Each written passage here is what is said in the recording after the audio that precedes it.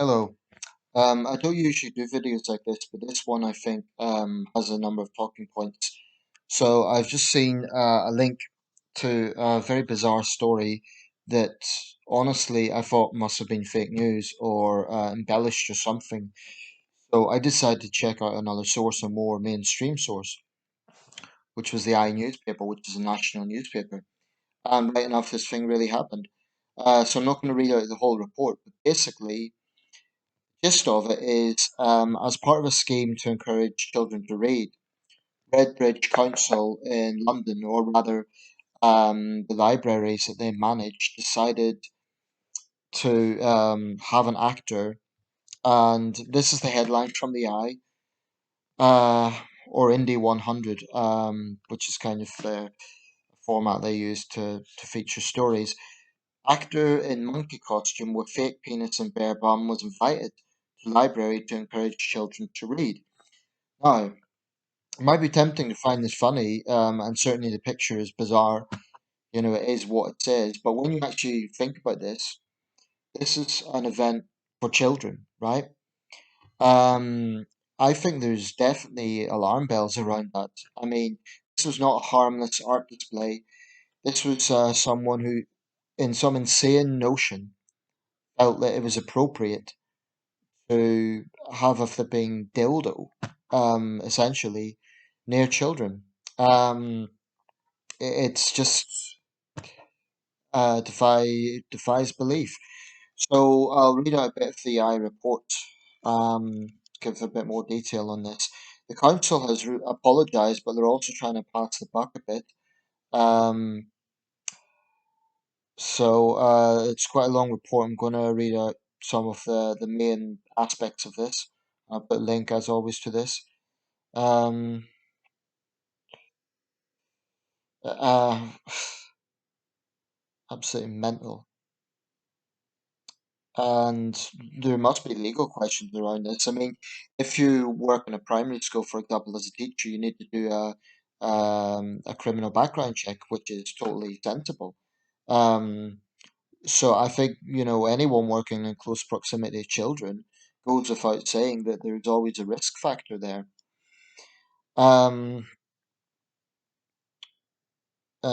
just bear with me. I'm just scrolling to the start of the article, and the article is by Kate Plummer.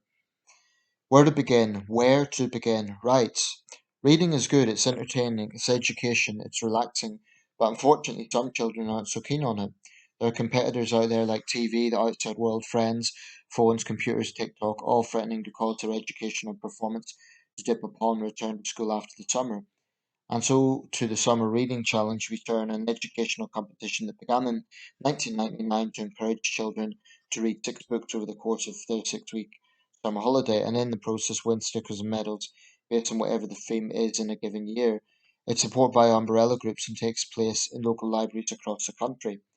It's all very wholesome stuff, right? That's all pretty innocent. Until now. Goodmay's Library in Redbridge, East London ruined everything by inviting an actor in a rainbow monkey costume with a fake penis and bare bum into the launch event and created an absolute shitstorm. She's put asterisks over the swear there. One of the comments I saw on this compared to the excesses of the Weimar Republic.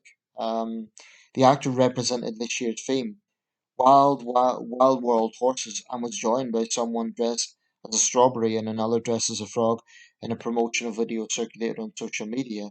Well, a strawberry and a frog is pretty harmless, but a multicolored monkey with a fake penis, how that is meant to encourage children to read, I don't know what it's saying, if this is meant to be a mascot or what, but it's just clearly very inappropriate. Um, Any English wrote on Twitter, I don't know who that is, but it's quoted here. This is surely illegal. This looks like a decision made by internet porn drenched individuals who are no longer aware of the concept of decency. In their eyes, child safeguarding is prudish. But I think there needs to be an investigation into this as to why it was approved. Um, I mean, you know, if you want to do a mascot of a monkey, Let's say baboons, for example. Baboons have bright behinds. That's part of their anatomy. I think this is something else. I think this is kind of I don't want to make charges particularly about something that is hard to prove around, for example, predatory behavior. But I mean, if you were simply wanting to represent a monkey, you could do it in a family friendly way. To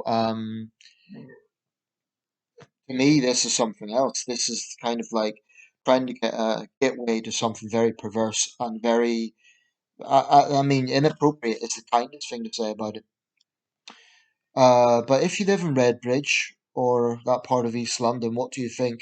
It's generated quite a lot of controversy. Like I say, the council's apologised, but they've also said that it's an independent contractor called Vision. Well, that contractor needs to be investigated. Frankly, there's too many contractors who are not accountable. I don't have a good impression of contractors, I must say. I'm not saying they're all like this, but I just think there's an accountability factor because they're kind of hands off. They're working behind the scenes. Local Labour MP Wes Streeting asked how anyone involved, including your staff, thought that a costume described by one national journalist with depressing accuracy as rainbow dildo butt monkey was appropriate for family audiences around their libraries and public realm, let alone a festival aimed at promoting literacy among children. I think he's absolutely right. And so the mea culpas rolled in. Redbridge Libraries. During an event put on at the library today, there was a performance by a carnival arts company.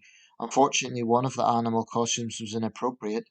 That's an understatement, which we were not aware of at the time of booking. We deeply apologise for the offence caused. This is being looked into, and a further statement will be made. This event was arranged by Vision and not Redbridge Council.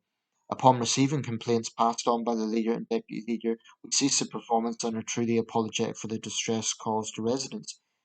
Will never happen again.